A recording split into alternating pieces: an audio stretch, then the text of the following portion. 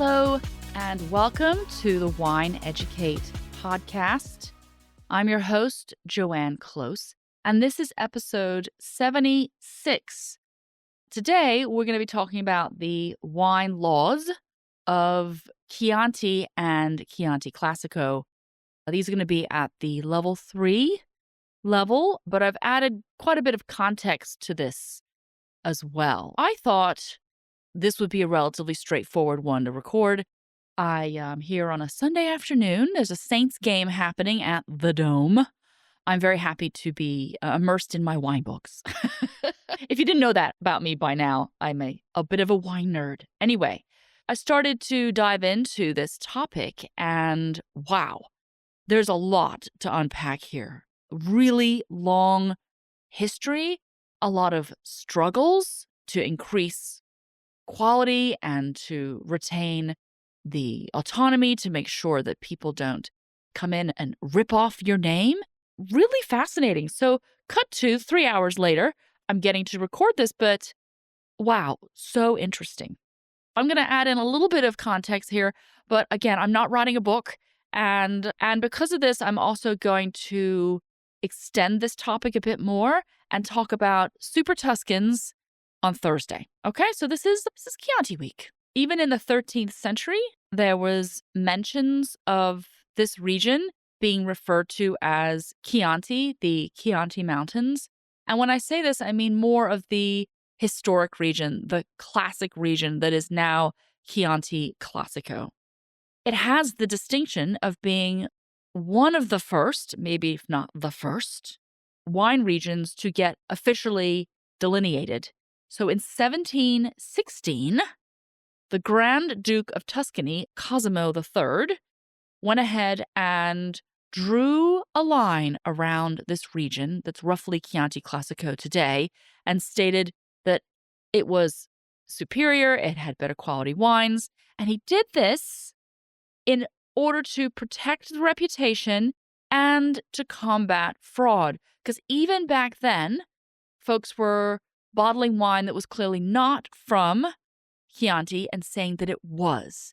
So this was to protect the region's reputation in 1756. But this is rather remarkable that they were doing this and one of the first to do it. I will also mention the consortium that was established here in 1924. The Consortium for the Defense of Chianti Wine and its Symbol of Origin. They've since shortened their name just a little bit.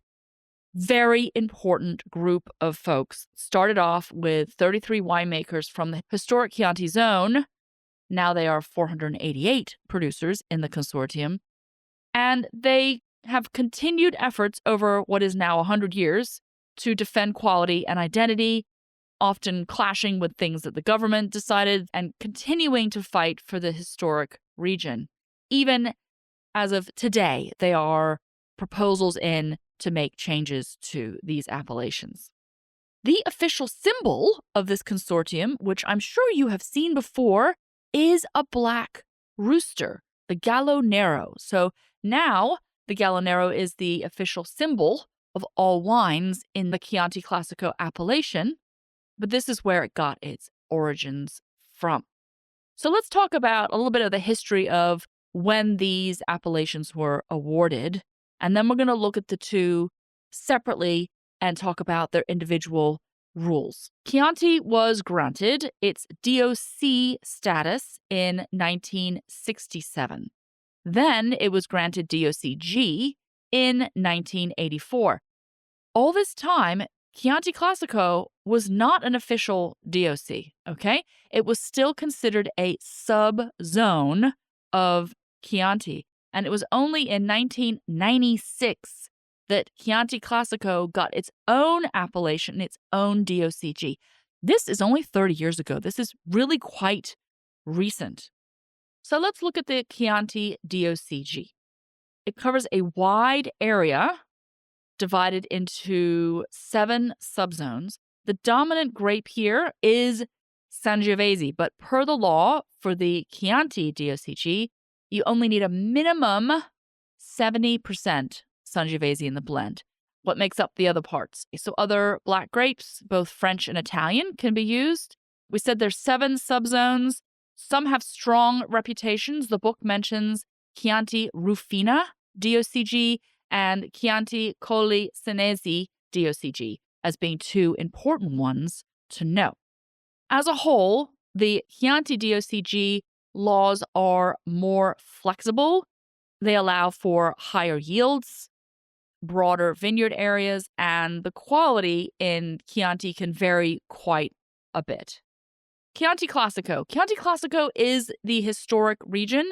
The vineyard area is higher, so you get that altitude. Sangiovese takes a long time to ripen, and so this slower ripening grape benefits from this slightly cooler altitude and therefore develops more flavor, greater acidity, more of these herbal aromas, and elegance.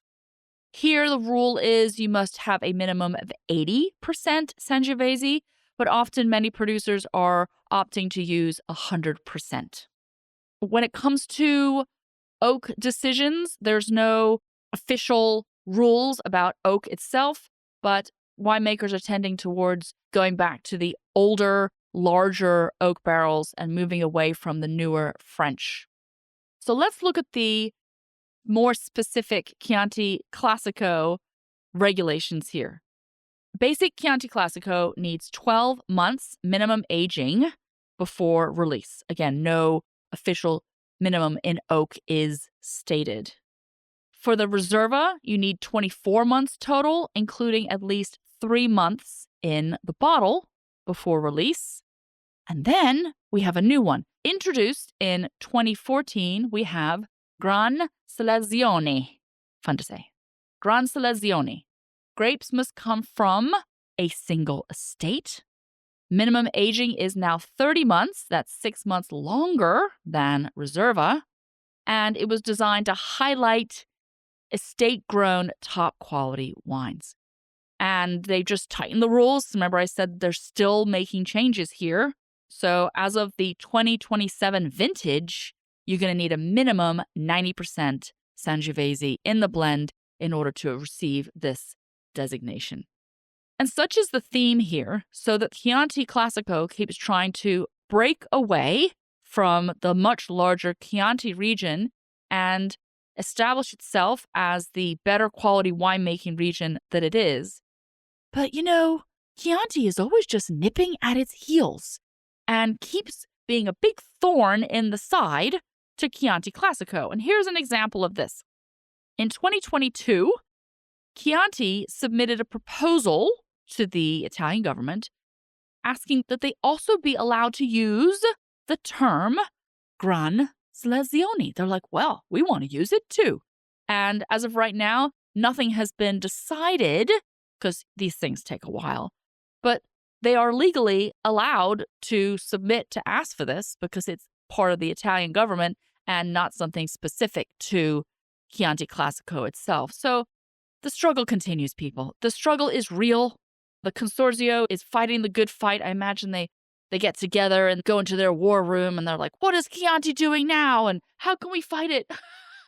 It's a bit traumatic, but it's really remarkable. Classico is defining itself. And another recent law that was passed was UGAs. And this was introduced in 2021. And they have 11 defined subzones within Chianti Classico. And they are now able to use these on the label to delineate themselves as the subzones. Your book lists these laws, but digging into the drama behind it was just absolutely fascinating. All right, if you have not already signed up for the newsletter, please do so because I have tips in there for you that are helpful at any level 1, 2, or 3. And I'm going to start putting some wine quizzes in there that go along with the episodes. I'm going to whip up a quiz for you to try. How do you sign up? Go to wineeducate.com, and at the top of the website, you'll see a green button that says newsletter sign up, and click on that, and you know what to do. If you have not already subscribed, please do so, because on Thursday, we're going to tackle Super Tuscans.